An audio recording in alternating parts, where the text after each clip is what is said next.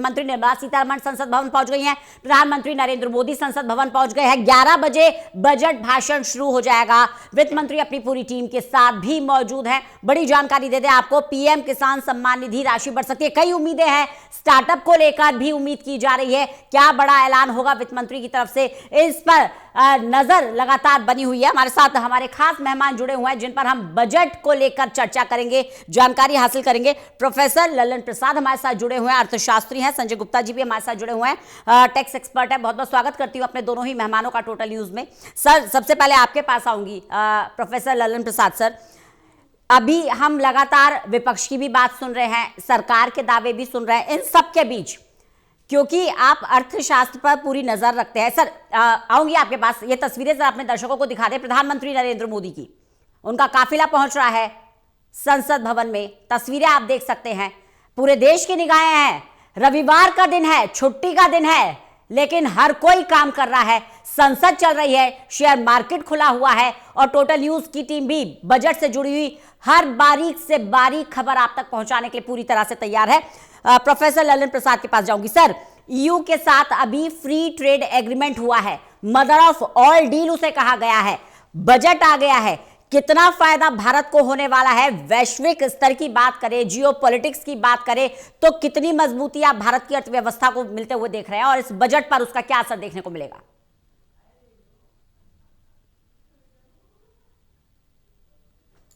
25% और फिर 50% और इसके बाद फिर 500% तक की धमकी दे दी।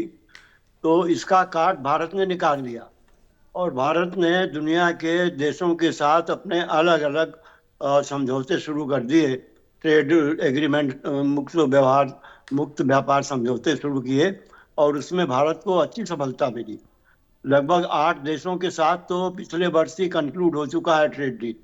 और सबसे बड़ा ट्रेड डील तो हमारा यूरोपियन यूनियन के साथ हो गया, जिसमें हमें बहुत बड़ा मार्केट मिला है।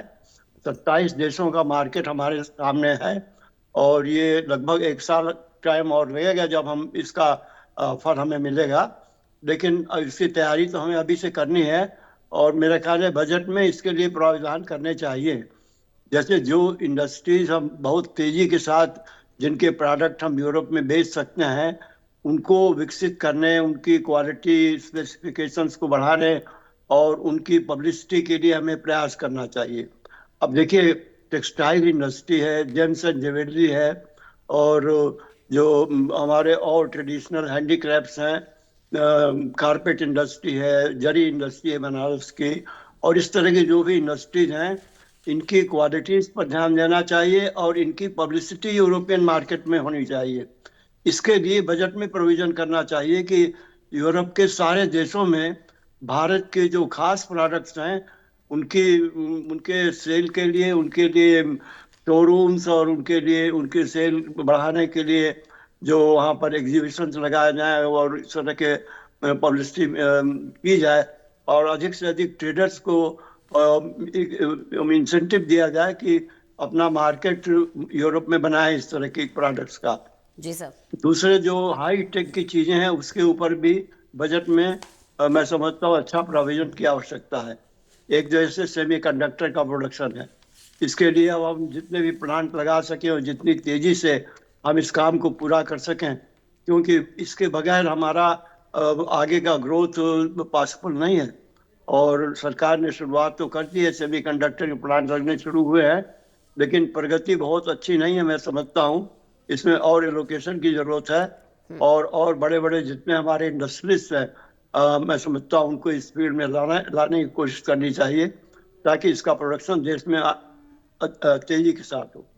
और उसके साथ जैसा मैंने पहले भी कहा कि आर्टिफिशियल इंटेलिजेंस पर बहुत जोर होना चाहिए। जी सर। ये एक नई टेक्निकल विधा है और आगे का इंडस्ट्रियलाइजेशन और आगे की लाइफ में के हर क्षेत्र में एआई का प्रवेश जो हो रहा है, उसको देखते हुए एआई का इंफ्रास्ट्रक्चर हमें बनाना चाहिए, मजबूत करना चाहिए ताकि हम दुनिया के देशों में अग्रणी बन सके टेक्निकल मैटर में। ये टेक्नोलॉजी का युग है और इसमें अगर हम आगे बढ़ गए तो फिर हमें हमारी प्रगति को कोई रोक नहीं सकता। जी, इस समय हमारे सामने बहुत बड़ा चैलेंज है बिल्कुल कि हम अपना 7% या उससे ऊपर तक का ग्रोथ ले जाएं और ये ग्रोथ कुछ सालों तक कंटिन्यूअस करे, तब जाकर हम 2047 तक वो उम्मीद कर सकते हैं, जिसका विजन हमारे प्रधानमंत्री ने दिया है कि हम दुनिया के हम विकसित देश हो जाएंगे। तब तक हम जी आज जो हमारी स्थिति है उससे बहुत फर्क होगा। जी वैसे हम चौथे स्थान पर दुनिया में आ गए हैं, लेकिन हमारा जो पर कैपिटा इनकम है अभी उतना नहीं है, जी और हमें बहुत तेजी से अपनी अर्थव्यवस्था को विकसित करना है। बिल्कुल सर, एक तरफ पर कैपिटा इनकम को लेकर चर्चा हो रही है, दूसरी तरफ टैक्स रिबेट की उम्मीद की जा रही है। हमारे साथ प्रदीप कुमार, हमारे एसोसिएट एडिटर भी जुड़े हुए हैं। प्रदीप जी, राजनीतिक हलचल बड़ी हुई है, विपक्ष सवाल पूछ रहा है पर कैपिटा इनकम का सही आंकड़ा दें, और क्योंकि आप मौजूद हैं संसद भवन में, क्या हलचल वहां आप देख पा रहे हैं? प्रधानमंत्री भी पहुंच चुके हैं, वित्त मंत्री निर्मला सीतारमण भी पहुंच चुकी हैं, विपक्ष के तमाम बड़े चेहरे भी वहां देखने को मिल रहे हैं, क्या हलचल है?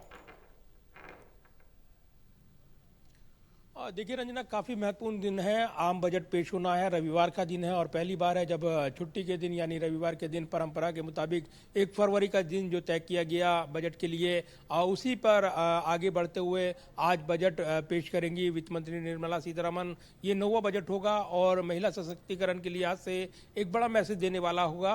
बीते दिनों प्रधानमंत्री ने संसद भवन परिसर में ये बयान भी दिया था और इसको महत्वपूर्ण बताया था।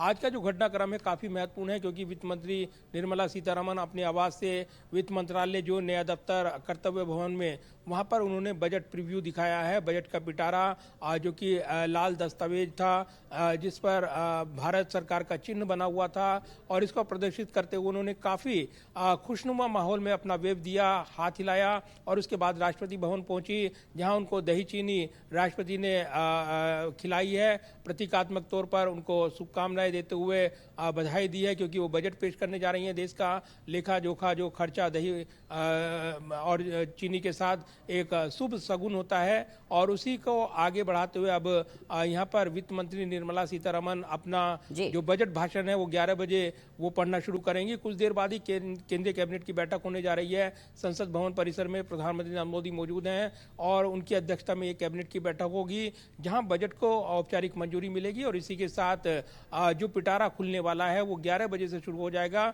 लेकिन बड़ी उम्मीदों का ये बजट बताया जा रहा है, न सिर्फ रिफॉर्म एक्सप्रेस के लिहाज से, आत्मनिर्भर भारत के लिहाज से, बल्कि जो अर्थव्यवस्था को बूस्ट देगा।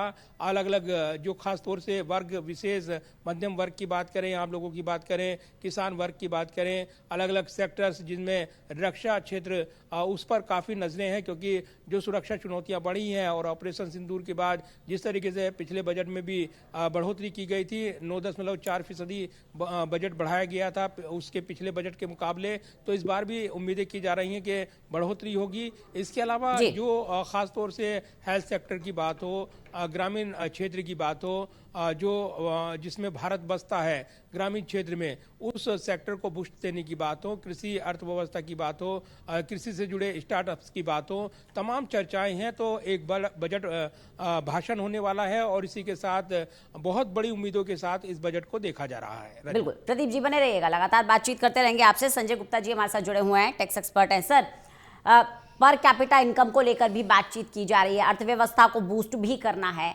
ऐसे में जो सैलरीड क्लास है वो सबसे पहले क्या देखता है कि उसको कितनी राहत मिल रही है, टैक्स स्लैब में कितनी रिलैक्सेशन उसको मिलेगी, कितनी उम्मीद है इस बजट से?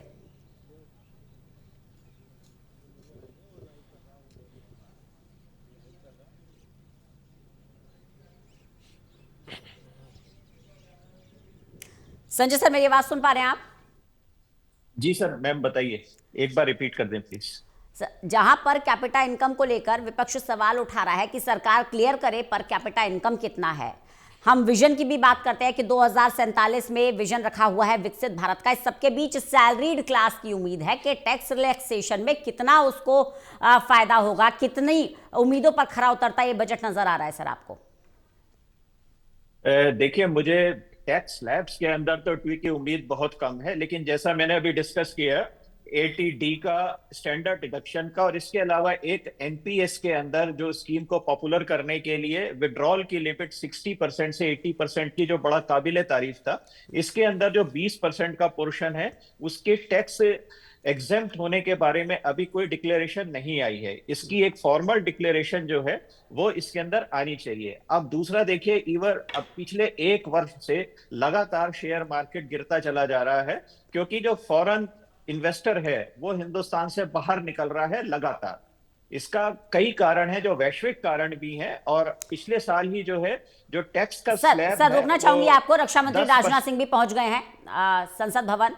तस्वीरें आप देख सकते हैं, तो तमाम बड़े चेहरे संसद भवन पहुंच रहे हैं। बस थोड़ी देर में पिटारा खुल जाएगा किसको क्या मिला। संजय सर अपनी बात पूरी कीजिए। जी, जो लॉन्ग टर्म कैपिटल गेन का टैक्स है वो 12.5% कर दिया गया था 10% से, और जो एक एग्जेम्पशन थी वो 1.25 लाख रुपए की दी गई थी। मैं ये उम्मीद करता हूं कि इस बजट के अंदर एटलीस्ट जो लॉन्ग टर्म कैपिटल गेन की जो एग्जेम्पशन है उसे मिनिमम 1.25 लाख से बढ़ाकर 2.5 लाख रुपए कर देना चाहिए। और सेकेंडली, जो लॉन्ग टर्म कैपिटल गेन और शॉर्ट टर्म कैपिटल गेन का टैक्स था जो 15 से 20 किया गया, उन दोनों के अंदर जो है एक रिलैक्सेशन बजट के अंदर आना चाहिए, ताकि जो शेयर मार्केट के ऊपर जो इन्वेस्टमेंट का इस वक्त सबसे बड़ा जरिया बन गया। देखिए, आप आज हिंदुस्तान के अंदर जो फिक्स्ड इनकम ग्रुप हैं उनके अंदर इन्वेस्टमेंट ना करके आदमी जो है शेयर मार्केट की तरफ, एसआईपी, म्यूचुअल फंड्स, इनकी तरफ जा रहा है, तो उसका काफी पैसा उसके अंदर लगा हुआ है। इवन जो एनपीएस स्कीम, जो हमारी पेंशन स्कीम्स है, वो भी मार्केट ड्रिवन हो गई हैं। तो कहीं ना कहीं उसके ऊपर एक सपोर्ट जो है वो गवर्नमेंट की आनी चाहिए, ताकि